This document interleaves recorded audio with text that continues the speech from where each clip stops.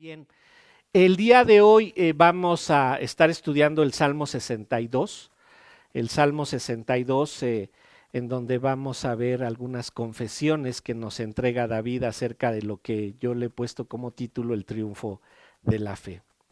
Dentro de la historia de la iglesia cristiana, ha habido muchísimos momentos en que la iglesia ha tenido que vivir en situaciones de mucha tensión. Desde sus inicios, recordarán, después de la ascensión del Señor Jesucristo se desata la persecución y han tenido que enfrentar todo tipo de problemas, sobre todo en los primeros 3 siglos, hasta que la religión cristiana se convierte en la religión oficial del imperio.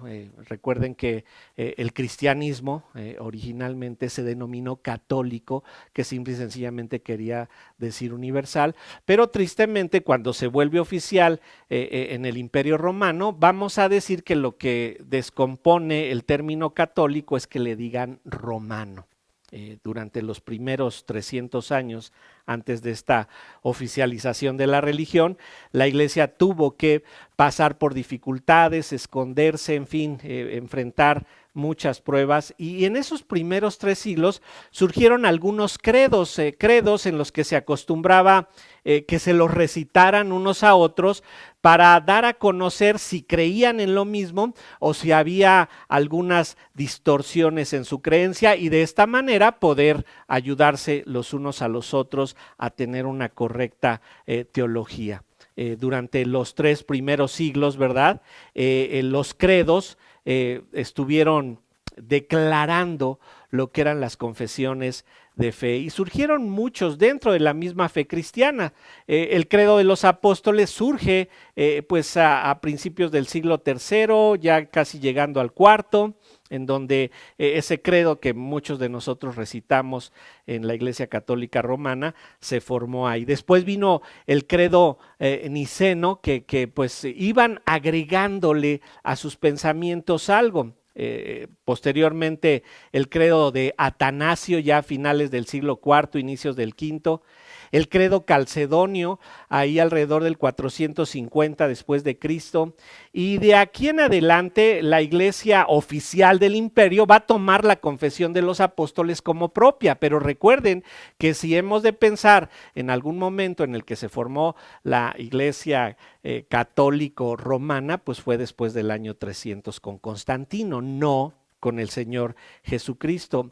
Una vez que llegamos ahí al siglo V, pues la iglesia va a entrar en un letargo teológico que va a durar hasta la Reforma, y yo quiero suponer que los líderes de esos primeros 3 siglos pudieron ver cómo iba ese lento deterioro de las confesiones de fe, ese lento deterioro en la teología, y pudieron pronosticar, ¿verdad? Que pues esto iba cada vez de mal en peor. Precisamente del siglo V, y vamos a hablar de que hasta el siglo XV, ¿verdad? Siglo XVI, cuando llega ya la Reforma, la Iglesia Católica Romana está completamente corrompida. ¿Por qué? Porque se unió la religión y el poder o el Estado, ¿verdad? Y decimos, ¿verdad?, que cuando se tiene un poder absoluto, pues se puede corromper también absolutamente. Podemos decir que es a partir del año 1200, vamos a hablar del siglo XIII,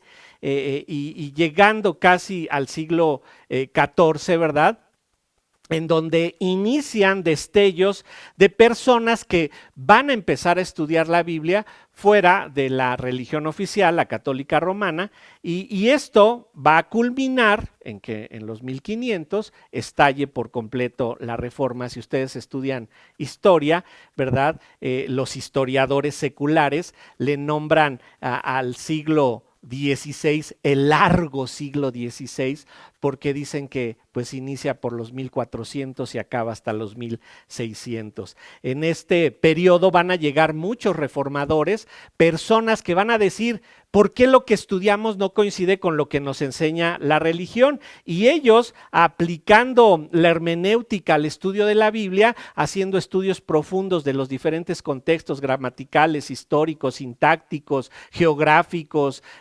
culturales, se empiezan a dar cuenta que lo que la religión oficial está enseñando pues no coincide con lo que la Biblia enseña. Y esto pues los empujó a llevar a cabo un cambio radical dentro de la iglesia oficial, cosa que no lograron, ¿verdad? La religión oficial siguió corrompiéndose como lo ha hecho desde sus orígenes y hasta nuestros días, pero quienes decidieron estudiar la Biblia fuera de la religión oficial, pues la pasaron muy mal. Los reformadores, ¿verdad?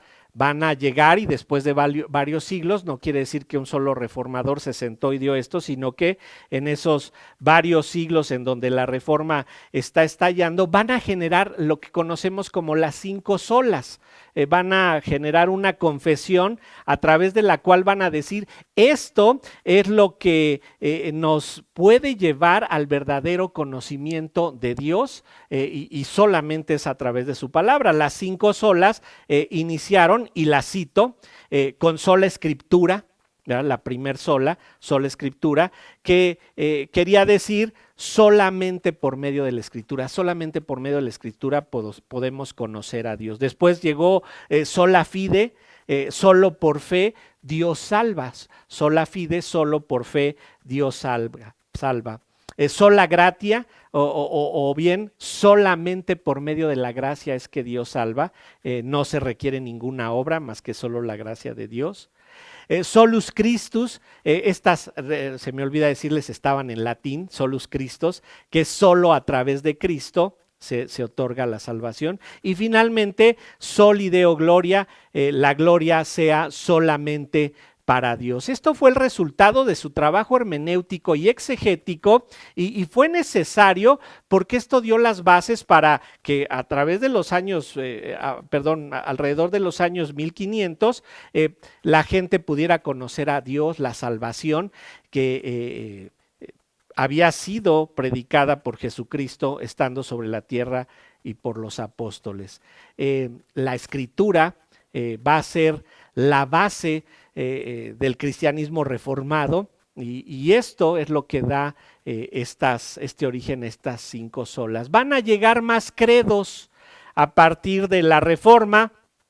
Más adelante vamos a tener la Confesión de Fe de Westminster, que va a ser alrededor de 1640, 1650, y esta confesión la va a tomar la iglesia reformada, la británica, ¿verdad? O anglicana, también la va a tomar la presbiteriana. Ya en el Nuevo Mundo, en Nueva Inglaterra, en lo que ahora es Estados Unidos, va a llegar la Confesión Bautista de New Hampshire, alrededor de 1800, después va a llegar la Confesión Bautista del Sur, ya hasta 1925, y finalmente en 1978, fíjense el tiempo, llega la Declaración de Chicago, en donde se tuvo como base en esa Confesión de Chicago la inerrancia bíblica, es decir, la Biblia no contiene errores.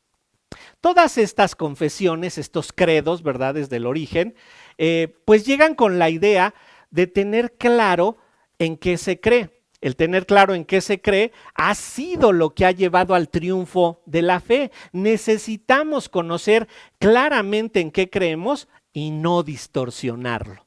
De nada sirve conocer a Dios y no someterse a Él o a su palabra. De nada sirve entender la enseñanza bíblica, la doctrina bíblica y no caminar de acuerdo a lo que conocemos. De nada sirve creer en Dios y no creerle a Dios.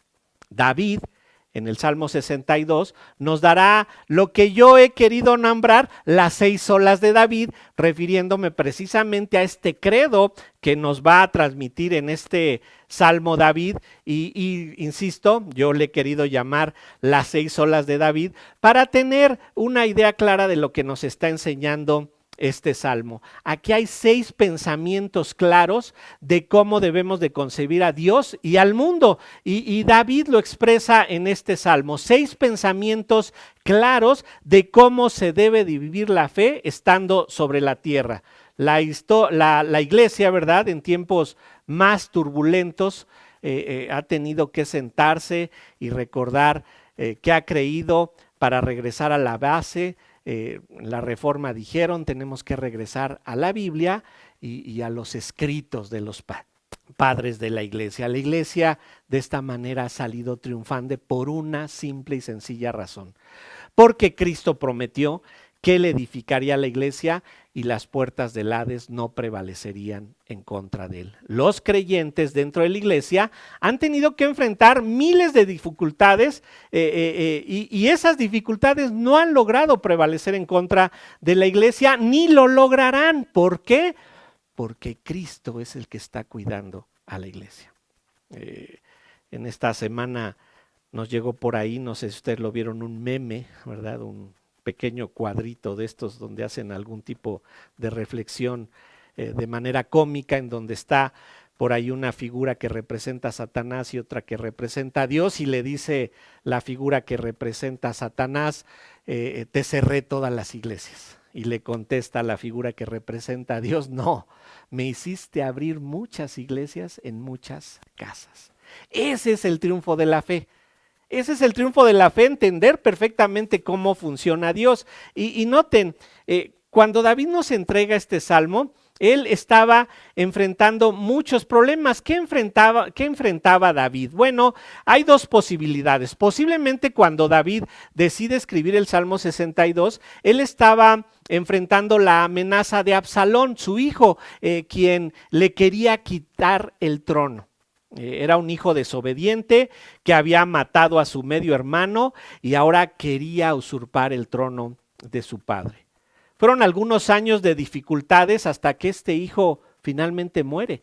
Pero imagínense la dificultad, su propio hijo queriéndolo quitar del trono, y esto no era simple y sencillamente quítate porque ahora voy yo, era que lo quería matar o bien lo quería mandar al exilio hasta que él muriera. Esa es la primera posibilidad de los problemas que él podría estar enfrentando. Otra posibilidad es que este salmo fue escrito cuando estaba siendo perseguido por Saúl. Recuerden que Saúl lo quería matar porque Saúl ya sabía que Samuel lo había ungido como rey, pero él seguía en el trono.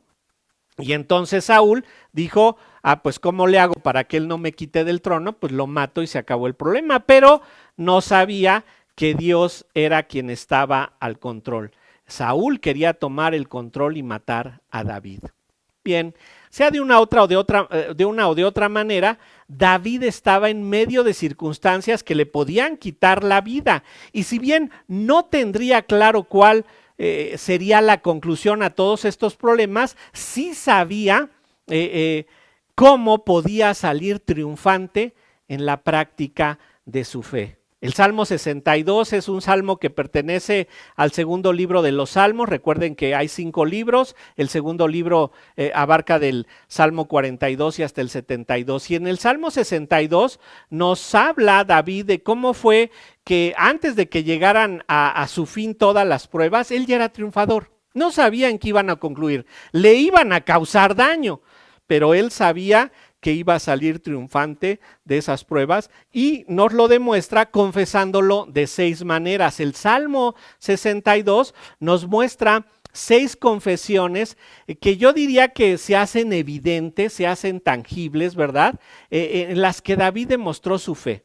Les dije que les íbamos a llamar las 6 solas de David. 6 solas que tuvo que poner como estandarte en su vida para lograr el triunfo de la fe. Veamos estas 6 confesiones o 6 solas de David, quienes, y con ellas más bien, nos pueden ayudar para comprender qué necesitamos, qué cosas necesitamos nosotros tener claro para experimentar el mismo triunfo de la fe que experimentó el rey David. Vamos a leer el Salmo 62 y vamos a empezar a ver si logran captar de entrada. Noten el uso de la palabra solamente y de ahí vamos a tomar las olas que les voy a mostrar. Dice ahí, Salmo 62, al músico principal, a Jedutún, Salmo de David. En Dios solamente está callada mi alma, de Él viene mi salvación. Él solamente es mi roca y mi salvación, es mi refugio, no resbalaré mucho. ¿Hasta cuándo maquinaréis contra un hombre tratando todos vosotros de aplastarles? Como pared desplomada y como cerca derribada. Solamente consultan para arrojarle de su grandeza. Aman la mentira. Con su boca bendicen, pero maldicen en su corazón.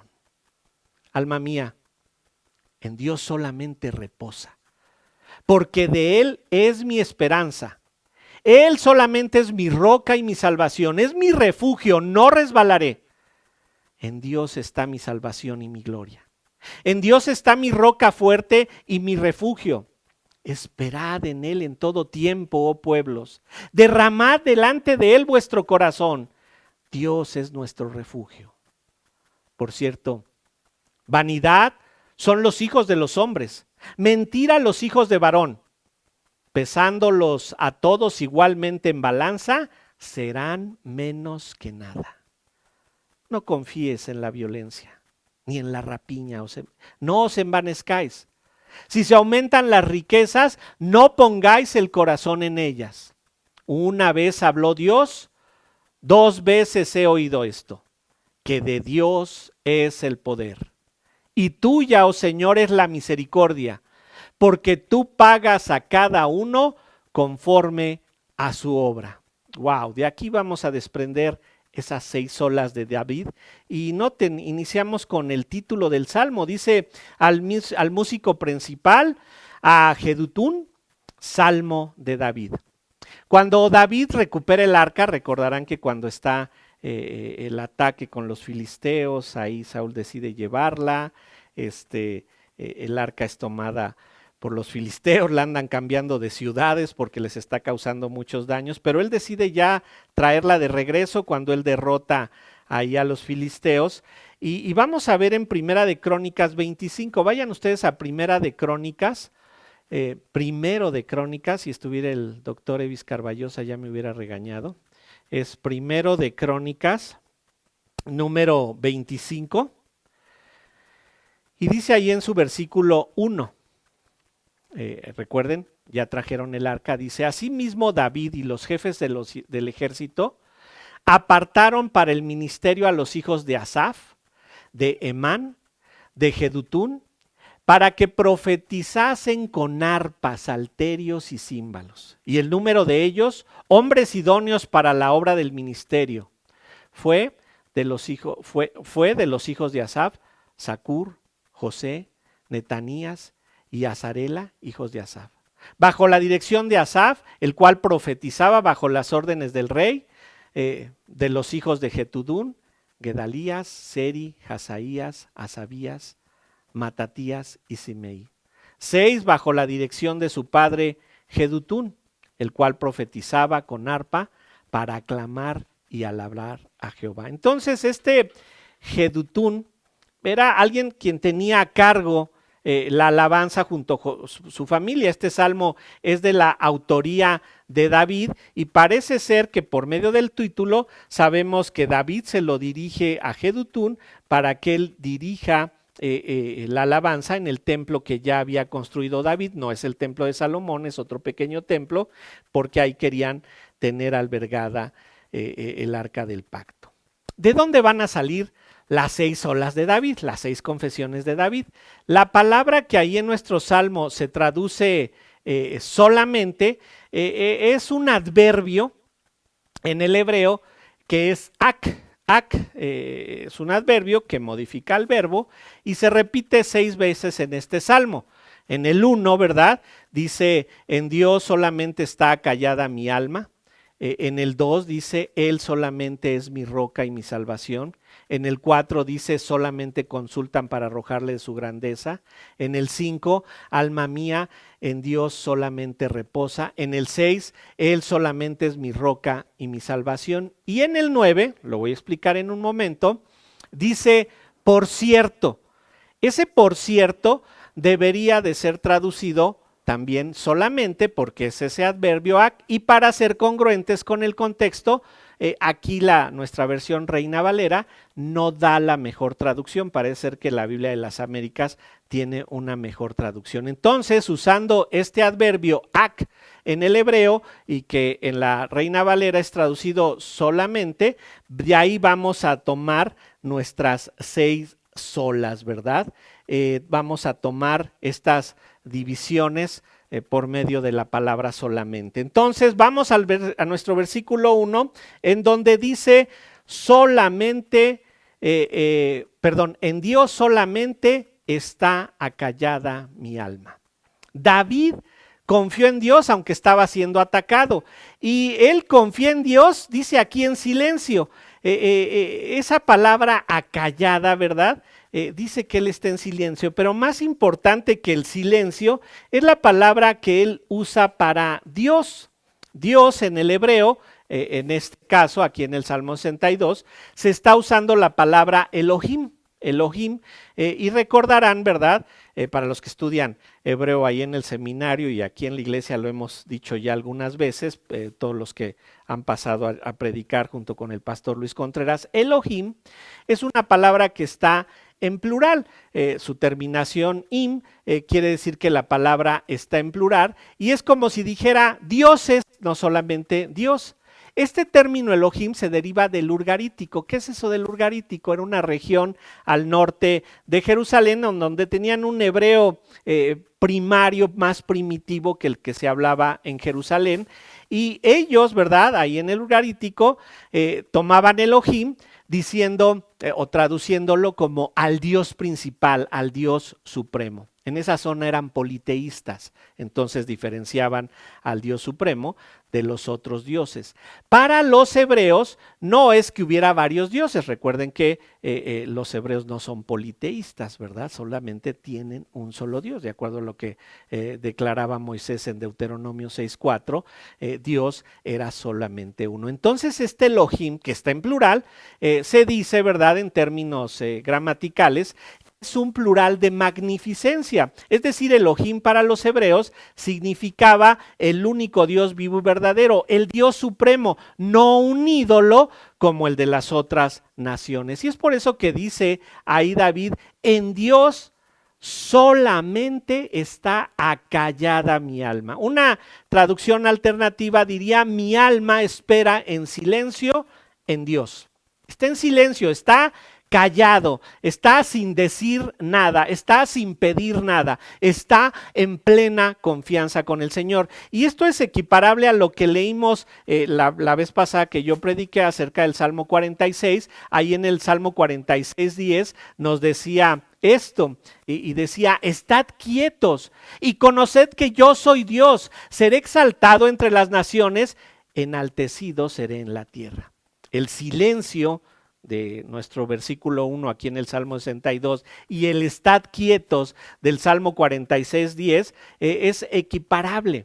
O sea, no hagas nada, está quieto, está en silencio. Y miren cómo les dijo Isaías que no confiaran en Egipto. Si vamos a Isaías 30:15, Isaías les está diciendo no confíen en Egipto, confíen solamente en Dios, pero vean la forma en la que se los dijo Isaías ahí en Isaías 30, versículo 15. Dice, porque así dijo Jehová el Señor, el Santo de Israel, en descanso y en reposo seréis salvos.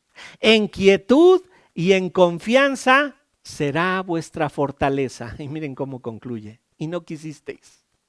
Y no quisisteis. El Señor les dice, ustedes solamente confíen en mí. ¿Se acuerdan cómo concluyó toda la amenaza siria? El Señor actuó de una manera poderosísima. En Éxodo 14, versículo 14, ellos están a punto de cruzar el Mar Rojo y ahí en Éxodo 14:14 les dice el Señor cuando vienen los egipcios en su contra, ¿verdad? Les dice el Señor, Jehová peleará por vosotros y vosotros estaréis tranquilos. Dice David en nuestro Salmo 62:1, estaré en silencio, estaré sin decir nada, estaré completamente tranquilo. Y noten la segunda parte del versículo 1. Dice, vamos a leerlo todo, en Dios solamente está callada mi alma, de Él viene mi salvación. Aquí no está hablando de la salvación eterna, aunque lo podríamos inferir, ¿verdad? Él confía en que Dios es el proveedor de la salvación eterna, pero aquí específicamente él toma a Dios como el salvador de sus problemas. De Dios va a venir la salvación de sus problemas, no de mis estrategias, no de mi poder, no de mi sabiduría. Mi salvación provendrá de Dios. Santiago 5, versículos 7 y 8, Santiago 5, versículos 7 y 8, habla de lo que es la paciencia de la fe para esa salvación y también para la salvación de los problemas, ¿verdad? Pero para Santiago la paciencia es esencial para ver cómo opera Dios en esa salvación. Dice en Santiago 5, 7 y 8, por tanto, hermanos, tened paciencia hasta la venida del Señor. Mirad cómo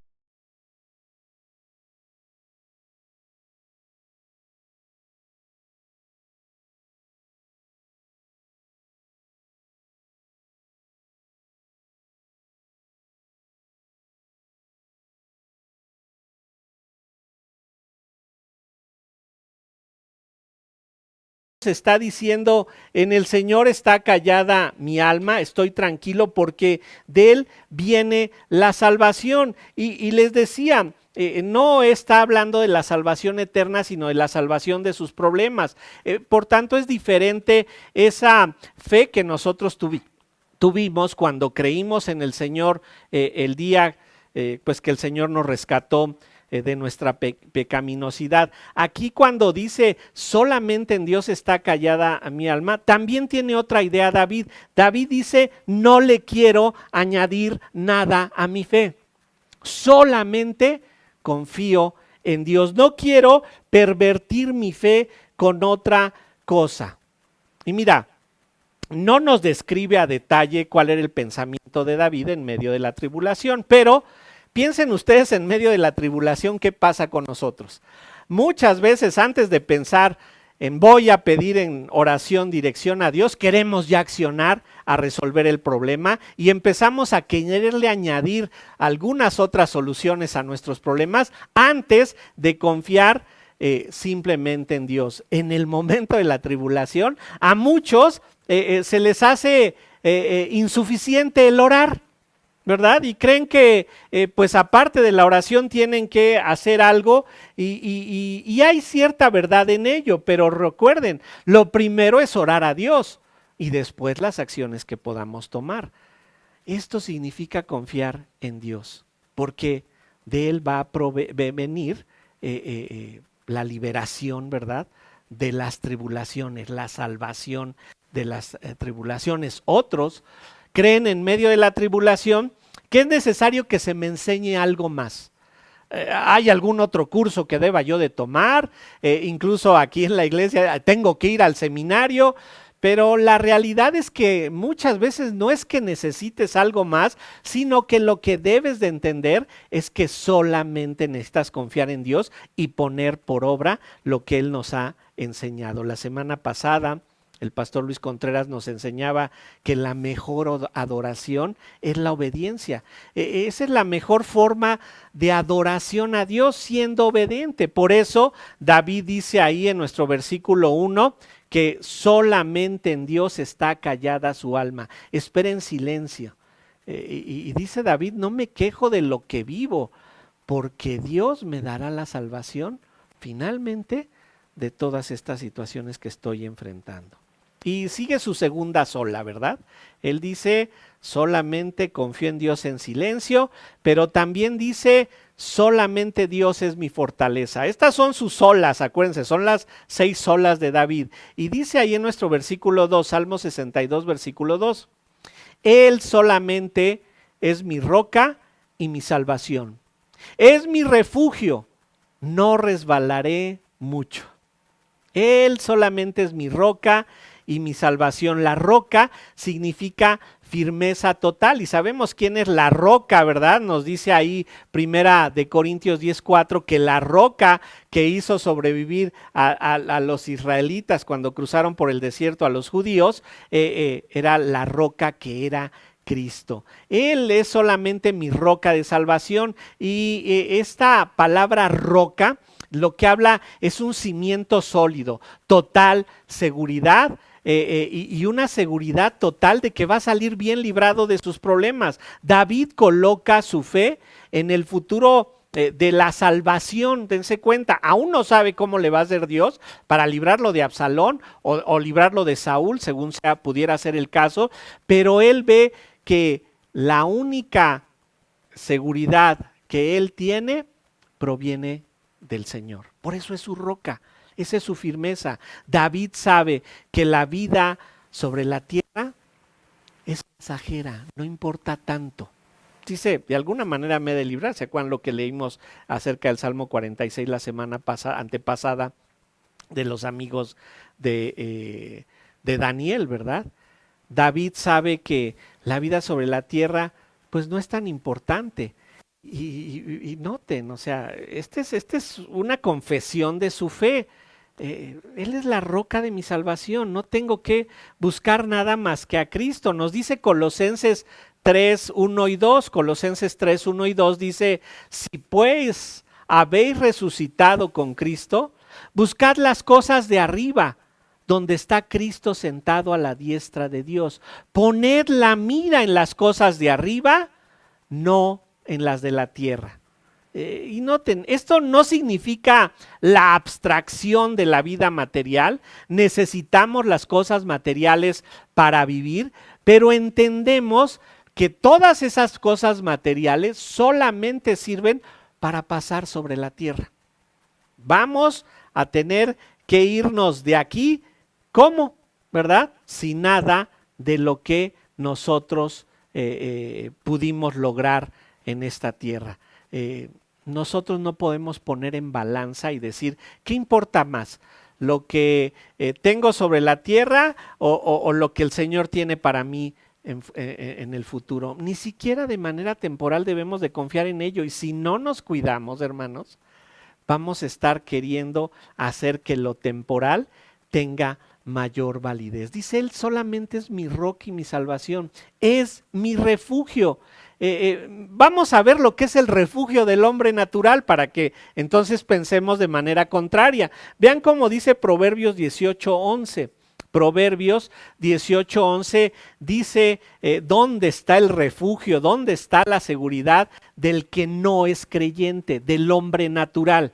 Dice en Proverbios 18:11, las riquezas del rico son su ciudad fortificada y como un muro alto en su imaginación. ¿Se dan cuenta? El hombre piensa que su fortaleza viene de lo que tiene, de su protección material. Pero vean por el contrario lo que el mismo David dice en el Salmo 18, en su versículo 2, Salmo 18 en su versículo 2 dice, Jehová, roca mía y castillo mío y mi libertador.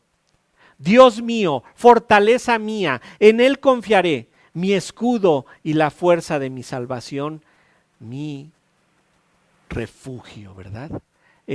Ya que Dios es su refugio, noten cómo concluye el versículo 2, que se me hace a mí impresionante el detalle con el que acaba aquí. Dice, no resbalaré mucho. En algunas otras versiones dice, no seré sacudido, pero si ustedes buscan la anotación que tienen otras versiones, dice, no seré mucho, ¿verdad? Muy, muy sacudido, muy conmovido, muy removido. Dice, no resbalaré mucho. ¿Qué es esto de no resbalaré mucho? La idea nos la da el mismo David acerca de este no resbalaré mucho en el Salmo 55. Vayan al Salmo 55 y en el versículo 22 vemos esta idea de no resbalaré mucho, pero declarada por el mismo David. Dice en el Salmo 55, 22. Echa sobre Jehová tu carga y él te sustentará. No dejará para siempre caído al justo. Noten la frase final. No dejará para siempre caído al justo. El justo se va a caer.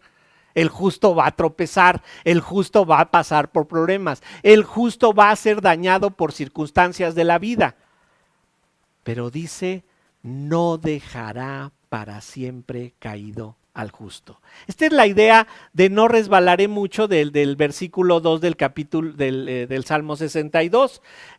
David sabe que va a pasar por problemas y que estos problemas le van a causar algún daño, pero dice no resbalaré mucho, o sea, no va a ser mucho el daño que me logren. Y noten, la confianza que tiene no radica en él, sino en el poder de Dios, que a pesar de la tribulación no lo va a abandonar. Por eso dice, no resbalaré mucho, solo un poquito. Solo voy a tener problemas.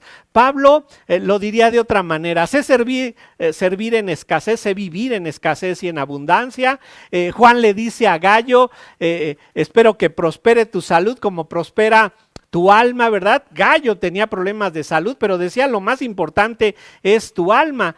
Puedes sufrir por salud o por cuestiones materiales, pero Dios no te va a dejar así. Esto que estamos viviendo, en efecto, nos va a dañar. Ya lo estamos viendo. Si no nos ha dañado físicamente, nos va a dañar económicamente a nivel nacional, a nivel mundial. Y vean los problemas que nos refiere David, y aquí viene su siguiente sola. Él ya dijo que solo confía en Dios en silencio, solo confía en Dios como su fortaleza, como su roca, como su refugio. Y ahora en los versículos 3 y 4 nos añade una nueva idea.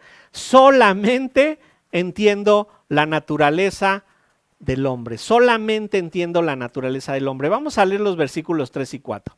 Dice así: ¿hasta cuándo maquinaréis contra un hombre, tratando todos vosotros de aplastarle, como pared desplomada y como cerca derribada? Solamente consultan para arrojarle de su grandeza. Aman la mentira. Con su boca bendicen, pero maldicen en su corazón. Inicia describiendo cómo son los hombres que están en su contra, y en el versículo 4 nos dice cuál es su entendimiento, cuál es su confesión. Solamente consultan para arrojarme de mi grandeza. Los hombres maquinan, y maquinan, nos habla de que ellos piensan, lo meditan, lo analizan, literalmente actúan con premeditación, alevosía y ventaja. ¿Y por qué actúan así?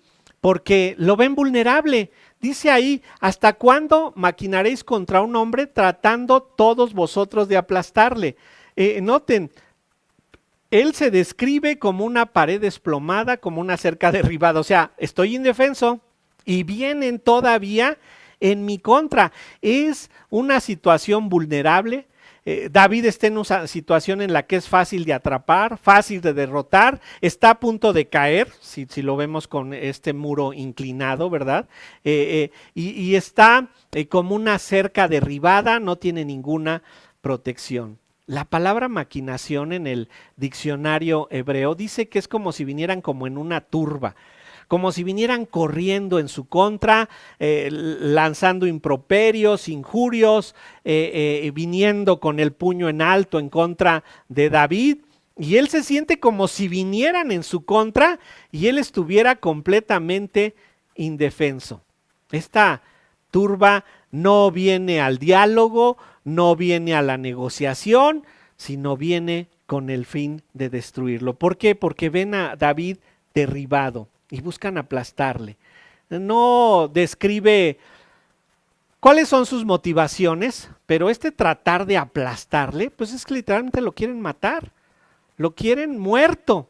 Y dice, están viniendo con toda la fuerza para hacerlo. Y aquí es donde viene, él solamente entiende lo que es el hombre. Dice, solamente consultan para arrojarle de su grandeza. Está diciendo, ¿por qué maquinan en contra de un hombre? Solamente consultan. Contrario a que él solamente confía en Dios, estos solamente se consultan el uno al otro para encontrar la manera de destruirlo. Y él no lo sabe. Están allá maquinando, vienen en su contra. Y por eso es que él se siente como pared desplomada, como cerca caída, una pared inclinada con un empujoncito se cae.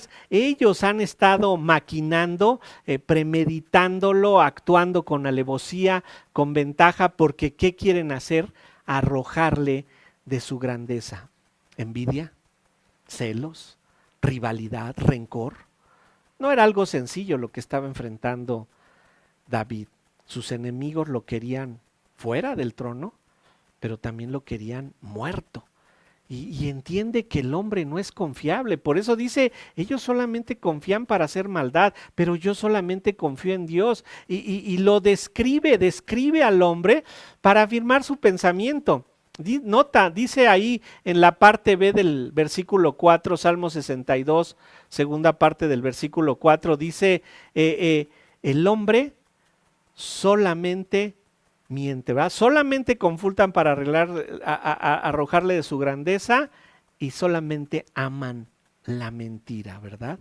Ellos están en un amor por la mentira. Los hombres que están a su derredor no son confiables. David, en una situación así, imagínense, él está comandando a un pequeño ejército que lo protege. No quería mentiras aduladores, no quería mentiras acerca de la situación que estaba viviendo, no quería que le dijeran, no pasa nada, David, no te preocupes, este mal no va avanzando como dicen, ¿verdad? Él quería verdades, su vida estaba en juego y tenía que tomar decisiones sabias, decisiones verdaderas. Pero los hombres, dice, aman la mentira, no son confiables, aman sus mentiras que eran difamatorias, al parecer se presentaban como sus amigos, y él lo había notado, y eran supuestos amigos, ¿verdad? Entre comillas, supuestos amigos que no amaban decirle la verdad, amaban mentirle. Se encuentra atacado, sin alguien en quien confiar, no hay hombre en el que pueda confiar y por eso dice, solamente en Dios está acallada mi alma. Les digo que posiblemente venían como sus amigos, dice en la tercera parte del versículo 4, con su boca bendicen, pero maldicen en su corazón. Esta es la descripción que él tiene del hombre. Aman la mentira, maquinan para ir en contra de un hombre. Con su boca bendicen, pero maldicen en su corazón. Ellos aman la mentira y son hipócritas. Con la boca lo bendecían, posiblemente llegaban con David y le decían, ay sí, mira, nosotros te respetamos, te queremos, te amamos, pero por detrás lo estaban maldiciendo. Noten la situación que vivía David. La obediencia que él tenía no significaba que lo iban a librar de todo este tipo de personas, las tiene ahí.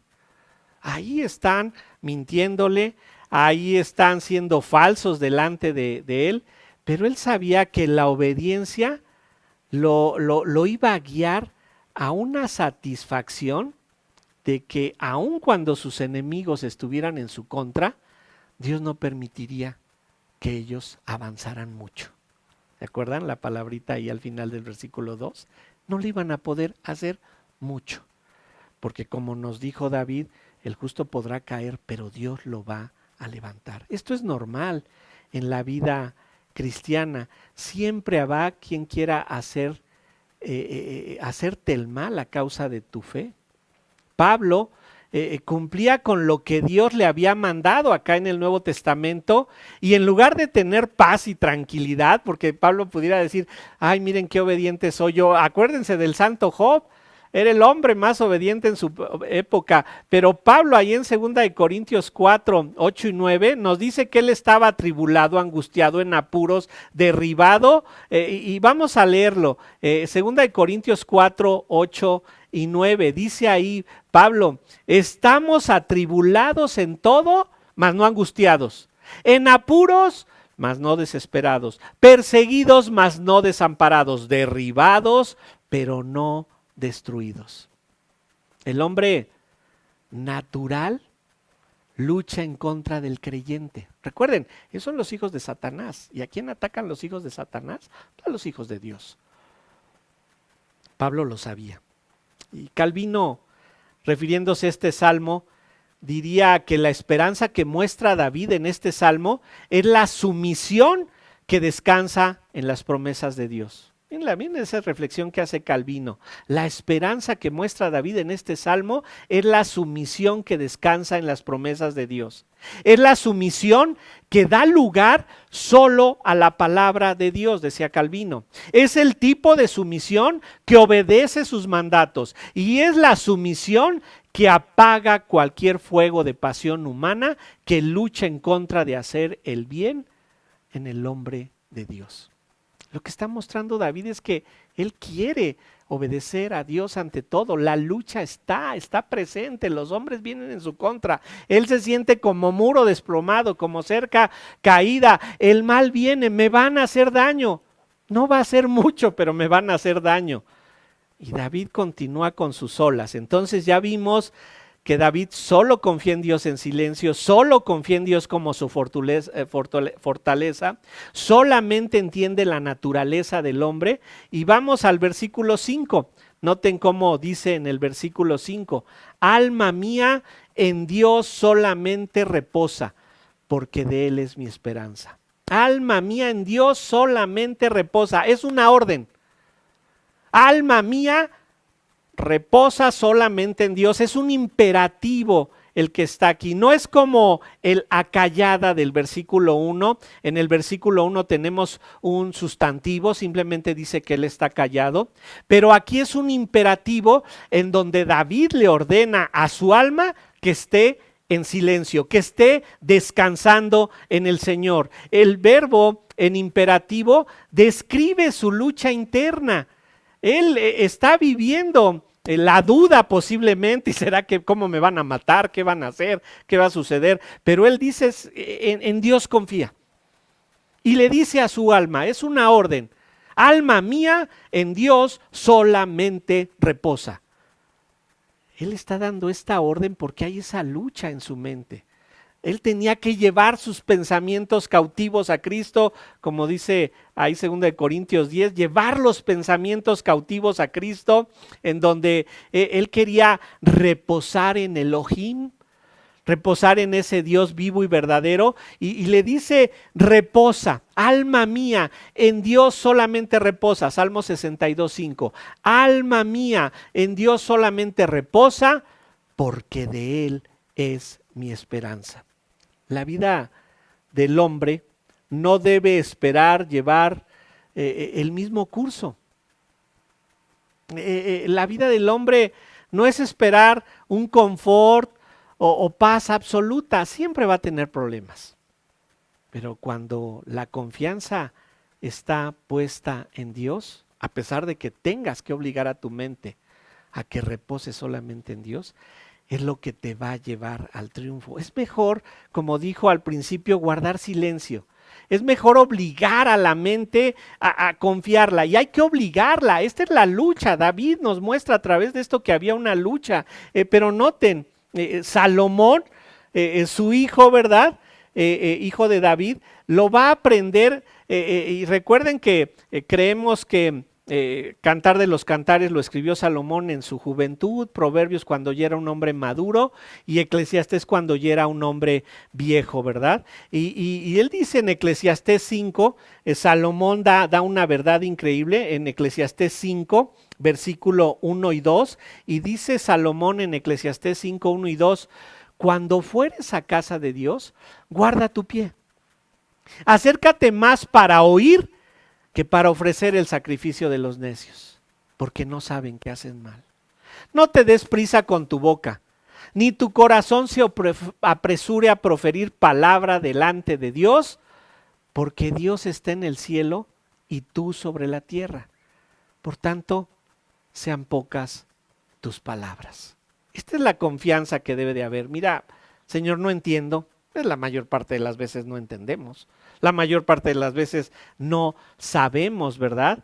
En efecto, nos dice Filipenses 4:6 que por nada estemos afanosos y que sean conocidas nuestras peticiones delante de Dios en oración, ruego y con acción de gracias. En efecto, tenemos que hablar, pero dice Salomón, acércate más. David nos dice en ese reposo, en ese descanso, acércate más para aprender más de Dios que para querer decirle tú a Dios lo que quieres que haga para ti. Este es el descanso. Dios sabe más y tiene mejor entendimiento que yo.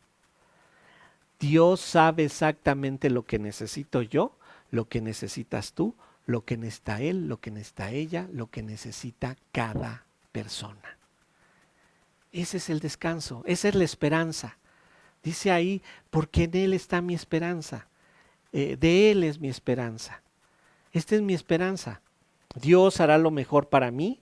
A mí solamente me toca obedecer y confiar más en Él. Este es el reposo que ordena David a su alma. Le dice, recuerden, alma mía, en Dios solamente reposa. Le está dando una orden. Confía en que Dios sabe más que tú, alma mía. Y así debes de decirle a tu mente, mente, no me estés atribulando con pensamientos negativos. Dios ya lo tiene solucionado. ¿Cómo vamos a salir de esto? No sé. ¿Nos va a hacer daño? Seguramente. Pero Dios ya lo tiene resuelto. Y ahí es donde debe venir nuestra confianza, donde debe de radicar nuestra lucha. Entonces, la primer sola de David, él solo confía en Dios en silencio. La segunda sola de David, ¿verdad? Él solo confía en Dios como su fortaleza. La tercera sola de David, él solamente entiende la naturaleza del hombre. La cuarta sola de David, solamente descansa en Dios. Y vamos al versículo 6 en donde dice, Él solamente es mi roca y mi salvación, es mi refugio, no resbalaré. Aquí David solo confía en Dios como su única fortaleza. Y si se dan cuenta, hay mucha similitud con los versículos 1 y 2. Está roca, salvación, refugio. El Señor a través de David nos está repitiendo esto, pero la diferencia entre los versículos 1 y 2 con el versículo 5 y 6 es que en el versículo 1 y 2 se afirma la renuncia de la voluntad propia para aceptar la voluntad de Dios. Y aquí en el 5 y 6 reflexiona, ordena a su alma que esto es lo que debe de hacer y está orando de acuerdo a lo que estamos viendo en el versículo 7 y cómo lo va a querer compartir en el 8. Pero noten, de los versículos 6 al 8, él dice, esta es mi única fortaleza. David lucha por ponerlo por obra, pero también quiere que los demás lo hagan. Él solamente es mi roca, ¿verdad? Ya lo explicamos, mi seguridad total, mi salvación, la salida que tendré, es mi refugio, Él es el que me protege, me da lo que necesito, no resbalaré, como dijo ahí al final del versículo 2, no resbalaré mucho. Y dice en el versículo 7, en Dios está mi salvación y mi gloria, en Dios está mi roca fuerte y mi refugio. No es que David se debilite, no es que David dude, es que quiere mantenerse firme en lo declarado y lo declara. ¿Por qué? Porque vean lo que va a hacer en el versículo 8, va a invitar a otros a que hagan lo mismo que está haciendo él. Está, acuérdense, funcionando como líder del pequeño pueblo que lo sigue y quiere que los demás entiendan estas verdades. Dios está en mi salvación, en Dios está mi salvación y mi gloria. En Dios está mi roca fuerte y mi refugio. David sabe que va a sufrir daños por sus enemigos. No serán muchos o muy grandes, pero sufrirá algún tipo de daños antes de que su salvación se manifieste. Enten, Pablo tenía esta misma idea cuando vamos ahí a Filipenses 1, 19 y 20, Filipenses 1, 19, 20. Pablo, acuérdense que se encuentra encarcelado, le recuerda que su oración, por su oración y por el poder del Espíritu podría ser liberado. Sin embargo, en Filipenses 1, 20 dice, porque sé que por vuestra oración y la suministración del Espíritu de Jesucristo, esto resultará en mi liberación, conforme anhelo y esperanza de que nada seré avergonzado. Antes bien, con toda confianza, como siempre, ahora también será magnificado Cristo en mi cuerpo, o por vida o por muerte. Esa es la idea. Él es mi salvación, Él es mi gloria, Él es mi roca fuerte, es mi refugio, y de alguna o de otra manera, o por vida o por muerte, como lo dice Pablo, yo voy a salir adelante y Jesucristo va a ser magnificado en mí. Se va a ver Jesucristo a través de todo esto. Y no importa cuál sea la tribulación, esto que estamos pasando de la pandemia, en efecto, sabemos que nos va a hacer daño, pero lo más importante es que la gente pueda ver a Cristo a través de nosotros. David sabía que no resbalaría mucho, que Dios lo salvaría. Y por otro lado, Pablo sabía que cualquiera que fuera su fin, Cristo sería magnificado en su cuerpo.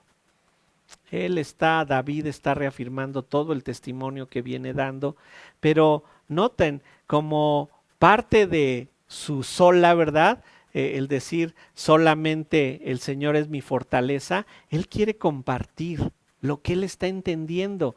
Él quiere que nosotros tengamos esas olas que a las que Él ha estado llegando. Y les dice en el versículo 8, esperad en Él en todo tiempo, oh pueblos, derramad delante de Él vuestro corazón. Dios es nuestro refugio. Esperad, derramad, nuevamente, imperativos. Este es un consejo en forma de orden. Ustedes, los otros pueblos, deben esperar en Dios, solamente en Dios en todo tiempo. La batalla de la fe pues nunca termina, siempre estaremos librando batallas, porque si hemos de ser más que vencedores, si hemos de ser victoriosos, tenemos que luchar. No se puede lograr la victoria si no se lucha primero, ¿verdad? Aquí les dice, ¿saben qué? Esperen en Dios. Él ya lo logró entender y quiere compartirlo. Y recuerden que en todo momento estamos siendo probados, en cada minuto de nuestra vida estamos siendo probados para ver qué tan capaces somos de obedecer a Dios. Escuchábamos hace unos minutos la enseñanza que nos daba el pastor Rogelio acerca de la vida matrimonial, y él daba ejemplos de cómo debes interesarte en tu esposa. En cada minuto Dios te está probando a ver si eso que Él te pide como marido, a ver si eso que Él te pide como esposa, lo estás llevando a cabo. Esa es la batalla. Y ahí debes de decir, el Señor es mi roca, solamente confío en Él, solamente voy a poner por obra su palabra, porque eso es lo que Él me pide. Y por eso les dice, esperad, imperativo, esperen en todo tiempo, en todo momento, esperen en el Señor. Dice, oh pueblos, todos, incluye a todos. No estén afanosos cuando no alcanzan a comprender cómo es que Dios está obrando en sus vidas. La esperanza en su sentido general es la anticipación de un desenlace futuro. La esperanza, lo repito, en su sentido general es la anticipación de un desenlace futuro. La esperanza cristiana radica en la salvación futura. ¿Qué es pues la fe? La certeza de lo que se espera, la convicción de lo que no se ve. Hebreos 11:1. Por eso es que dice en todo tiempo. Las dificultades nos pueden hacer perder el rumbo, pero acuérdense que Dios nos dice ahí en Mateo 6 que si a los pajaritos les da de comer, a las aves las viste, ¿qué más no hará por nosotros? En Juan 14:6 el Señor dijo que nos dejaba su paz. No nos promete que seremos libres de problemas o de aflicción, es parte inherente de la vida cristiana. Y por eso es que Jesucristo enseñó ahí en Lucas 12:4. Lucas 12:4. Mas os digo, amigos míos, no temáis a los que matan el cuerpo y después nada más pueden hacer. Pero os enseñaré a quién debéis temer. Temed a aquel que después de haber quitado la vida, fíjense, temed a aquel que después de haber quitado la vida, tiene el poder de echar en el infierno. Sí, os digo, a este temed. Él por eso dice, esperen en Jehová en todo tiempo, esperen en Él. Y el otro imperativo, derramen derramad delante de Él vuestro corazón, Dios es su refugio. La prueba nos puede hacer dudar en ese momento, viene la prueba, pero ahí es donde radica el momento en el de recordar todo lo aprendido, recordar todo lo que la Biblia nos enseña. De ahí viene la meditación diaria, porque la prueba en un segundo, ¿verdad?, te puede sacar de tu enfoque. Y empezamos a pensar y a pensar en cosas que no debemos de pensar. Derramar, ¿verdad? Dice ahí, derrama delante de vuestro corazón. Habla de abundantemente, derramar algo hasta que se desborde, hasta que caiga de manera visible y abundante. Esto es lo que nos dice en Filipenses 4:6, por nada estéis afanosos, sino sean conocidas vuestras peticiones delante de Dios en toda oración y ruego, con acción de gracias. En efecto debes de decirle, pero ya nos dijo, debes llegarlo en un silencio reverente, no a reclamarle a Dios, no a decirle a Dios qué tiene que hacer, sino con la idea de decirle a Dios, ¿sabes qué, Señor? Dame esa capacidad de comprender cuál es tu voluntad en mi vida. Enséñame a través de tu palabra cómo se está llevando a cabo tu voluntad, porque se está llevando a cabo. No llegues con la intención de cambiar la voluntad de Dios. No puedes tener tú mejores pensamientos que Dios. Nosotros, cuando derramamos delante de Él nuestros corazones, recordamos su palabra, sus enseñanzas, sus promesas, sus mandamientos y los ejemplos que Él nos ha dado ahí. Y le dice ahí en el final del versículo 8, Dios es nuestro refugio. ¿A qué vamos a un refugio? A buscar protección. Vamos con la idea de que Dios es la única fuente de protección. Y noten, los discípulos, ¿verdad? Cuando el Señor les dice, ustedes nada más me siguen por el alimento, ustedes nada me siguen porque les conviene o porque me siguen. Si se quieren ir, váyanse. Y recuerdan ahí en Juan 6:68 le contestan, Pedro le dice, Señor, ¿a dónde iremos? Si solo tú tienes palabras de vida eterna. Confía en el Señor solamente.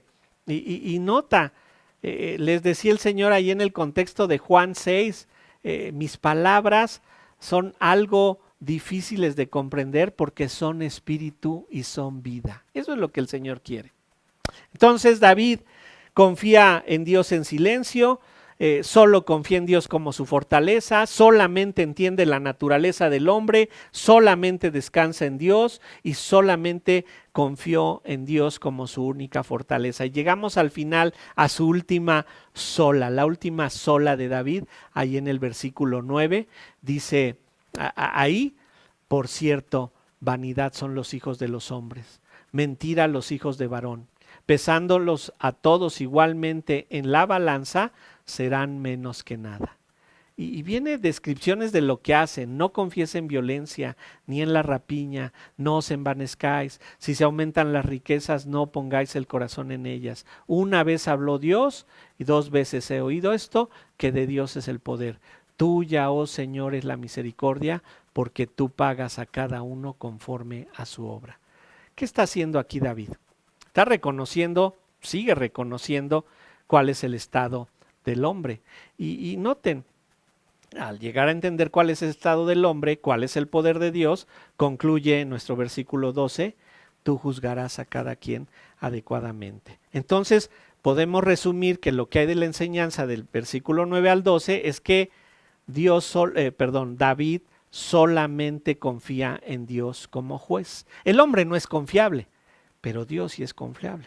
Y noten, les decía aquí cuando mencionaba de dónde íbamos a sacar las olas, dijimos que ese por cierto que está al inicio del versículo 9 es igual el adverbio ak en el hebreo y que la Reina Valera lo traduce como por cierto, pero creemos que la mejor traducción en este caso, en este versículo, lo tiene la Biblia de las Américas, que dice, los hombres de baja condición solo son vanidad y los de alto rango son mentira. En la balanza suben, todos juntos pesan menos que un soplo. Aquí se nota que el por cierto de la Reina Valera, ¿verdad?, es mejor traducido como solo en la Biblia de las Américas. De tal manera que podríamos comprender mejor el versículo 9 diciendo, los hijos de los hombres son solo vanidad. Esta es la última conclusión de David y dice, los hombres son solo vanidad y solamente Dios es el juez justo, solamente Dios puede hacer vanidad. ¿Por qué son vanidad? Son temporales. La palabra vanidad la encontramos en Eclesiastés con mucha frecuencia y los diccionarios dicen que lo que describe mejor a esta palabra vanidad es una burbuja de jabón. Eso es lo que describe la palabra vanidad. ¿Alguna vez usted ha tenido una burbuja de jabón en su mano? ¿Qué efímera es? O sea, respira usted de más y desaparece. Se mueve usted tantito y desaparece la burbuja de jabón. La vanidad, ¿verdad? Tomando esa descripción, es algo inflado, que es muy delicado y que no dura mucho. Y dice ahí, por cierto, vanidad son los hijos, o solamente son vanidad los hijos de los hombres. Mentira los hijos de varón. Ya nos describió cómo aman la mentira, y recuerden, lo está recordando, y dice ahí, pesándolos, a todos igualmente en la balanza, son menos que nada. Esta idea nos la da Isaías 40:17. Vayan a Isaías 40:17, en donde nos lo muestra de una manera simple. Isaías 40:17. Como nada son todas las naciones delante de él. Y en su comparación serán estimadas en menos que nada, y lo que no es. El hombre no es nada. El hombre no es nada. El hombre, ¿qué puede pedirle a Dios? El hombre, ¿qué puede solicitarle a Dios? Que pueda saber más de lo que Dios sabe. Subsiste porque Dios quiere. El hombre no podría subsistir por sí mismo. El hombre subsiste porque Dios lo manda. Y el hombre es solamente temporal. Esa es la idea de Isaías 40:17, esa es la idea que nos da aquí en la segunda parte del versículo 9, pesándolos a todos igualmente en balanza, serán menos que nada. Por eso dice, solamente Dios es confiable como juez, ni siquiera podemos confiar en los hijos de los hombres porque son vanidad, son mentira, todos juntos, o sea, ni siquiera un gran jurado con muchos hombres pudiera hacer lo que es Dios. Y dice ahí, el hombre en problemas tiende al pecado, versículo 10, el hombre en problemas tiende al pecado. Noten lo que dice, no confíes en violencia, ni en la rapiña, ni os envanezcáis, si se aumentan las riquezas, no pongáis el corazón en ellas. Violencia, rapiña, envanecimiento, colocar la esperanza en las riquezas. ¿Cuándo se muestra de esta manera el hombre? Hemos visto en estos días, ¿verdad? La rapiña, la violencia, y estamos seguros que es uno de los daños que va a causar esta pandemia, que va a haber más violencia, más robos, tendremos que cuidarnos más, de por sí ya lo sabía. Pero el hombre, cuando no entiende lo que Dios está haciendo en su vida, cree que Él es el que tiene que hacer algo y tiende perfectamente al pecado. No puede juzgar como juzga Dios.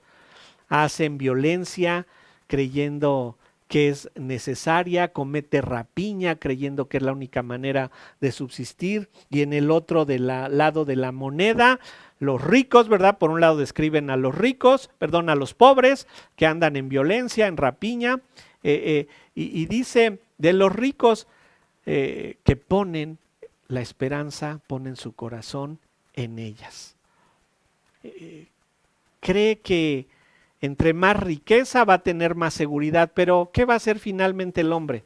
Dice 1 Timoteo 6:7, nada hemos traído a este mundo y nada podremos sacar. Por eso David dice, no confíes en violencia ni en la rapiña, no os envanezcáis, si se aumentan las riquezas, no pongáis el corazón en ellas. Dios da las riquezas, muchas o pocas. Como Él quiere, recuerda, no las busques con deshonestidad, ni te concentres en ellas. Cuando te aumentan, no pienses que te aumentaron por tu sabiduría, te aumentaron porque de Dios es la riqueza y por eso te quiso dar Dios. Enfócate en obedecer a Dios en la búsqueda de tus necesidades materiales. David sabía perfectamente de dónde provenían sus riquezas.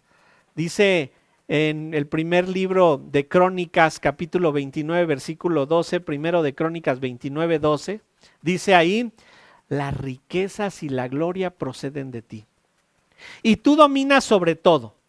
En tu mano está la fuerza y el poder, y en tu mano el hacer grande y el dar poder a todos. David lo sabía. Y entonces, sabiendo esto, sabiendo cómo es el hombre, sabiendo cómo el hombre daña con sus acciones a los demás, con su violencia, rapiña, envanecimiento, su codicia, concluye diciendo David: una vez habló Dios, dos veces he oído esto, que de Dios es el poder. Aquí esta frase también podríamos traducirlo mejor diciendo: dos cosas he escuchado, que de Dios es el poder, y tuya, oh Señor, es la misericordia, porque pagas a cada uno conforme a su obra. Él es poderoso. De Dios es el poder. Él tiene todo bajo su control. Sabe que de Dios es el poder para hacer todo lo que Él quiere, pero sobre todo que Él y solo Él, solamente Dios, solamente Elohim, Yahweh, Adonai, todos los nombres de Dios, ¿verdad? Solamente Dios es justo. Le dice ahí en el versículo 12: y tuya, oh Señor, es la misericordia, porque tú pagas a cada uno conforme a su obra. Dios conoce perfectamente toda la injusticia que hay en el mundo. Lo he dicho en otras ocasiones. ¿En dónde está Dios ahora con el coronavirus? ¿En dónde está Dios cuando se está cometiendo el mayor acto de violencia sobre alguna persona indefensa, un hombre, una mujer, un niño, un anciano? Dios está tomando nota, porque acuérdense que se tiene que llenar el infierno. Ancho y espacioso es ese camino. Y le dice aquí David al Señor: tú pagas a cada uno conforme a su obra. Y en Romanos 2, Romanos 2, Pablo, hablando del justo juicio de Dios, nos dice: por lo cual eres inexcusable, hombre, quiera que seas tú que juzgas, pues en lo que juzgas a otro te condenas a ti mismo, porque tú que juzgas haces lo mismo. ¿Te das cuenta? Por eso ha descrito al hombre como es. El hombre ama la mentira, el hombre se deja llevar por lo que cree que son sus necesidades, se envanece creyendo que él tiene mucho y que eso es lo que le da seguridad. Pero dice el Señor: ¿sabes qué? Tú que juzgas haces lo mismo. Romanos 2, 1 y 2. Y por eso David le dice en el Salmo 62, 12: Señor, tú eres el que sabe actuar en misericordia, pero tú también eres el que sabe pagar a cada quien conforme a su obra. Hay más versículos que hablan de esto. Ahorita solo les mencioné uno. Dios es justo para pagar a cada uno conforme a sus obras. Y eso de a cada uno es a creyentes o incrédulos. Recuerden que seremos juzgados los creyentes para salvación, y los incrédulos van a ser juzgados para condenación. Ambos van a ser juzgados. Pero los que hemos confiado en que la sangre preciosa del Señor Jesucristo fue derramada a nuestro nombre en la cruz, ese juicio va a ser satisfactorio. Y aunque pasemos así como por fuego, diríamos de panzazo al cielo, va a ser una gran bendición. Pero lo que nos está diciendo aquí David es cómo llegó a ese triunfo de la fe, cómo llevó por un camino adecuado a su fe, y él solo confió en Dios en un silencio reverente. ¿Qué debemos hacer nosotros? Solamente confiar en Dios en un silencio reverente. Solamente confiar en Dios como fortaleza. Solamente confiar en que Dios sabe perfectamente la naturaleza del hombre. Solamente descansar en Dios. Solamente confiar en Dios como nuestra única fuente de liberación. Solamente confiar en Dios como juez justo. En medio de la prueba y de la tribulación, les decía al inicio, la iglesia generó sus propias olas. vivimos en constante prueba. Necesitamos tener un credo personal como este que tiene David, en donde a pesar de lo que me esté pasando, solamente voy a aplicar lo que dice la Biblia. A pesar de lo que esté pasando, solamente voy a buscar la salvación por medio de la Biblia. Esto es el triunfo de la fe. El depender de Dios en todo momento. Haz que este credo de David sea el credo que forma parte de ti y de tu vida, que sea el credo que tú experimentas todos los días, para que entonces esas olas de David se conviertan también en tus 6 olas, en donde demuestras de manera tangible, de manera fehaciente, que tú confías en Dios en medio de cualquier situación. Oremos, hermanos. Señor, danos la capacidad para tener estas convicciones que David nos mostró en el Salmo. 6 olas que nos llevarán al triunfo de la fe. David luchó en algunos momentos por decirle a su alma, cíñete al Señor. Nosotros tenemos que llevar nuestros pensamientos cautivos a Cristo. Padre, en ti solo confiamos para llegar a la salvación eterna, pero sabemos que en toda situación que vivamos dañina, que sabemos que nos causará daño, confiamos en que esto que dice David no nos afectará mucho. Sabemos que nos afectará, pero confiamos, Señor, en que está bajo tu control y que solo nos afectará lo necesario. Danos la fuerza y el poder para comprender estas verdades y, Señor, que estos se conviertan en verdades en nuestra vida. Es en Cristo Jesús que oramos, Padre. Amén.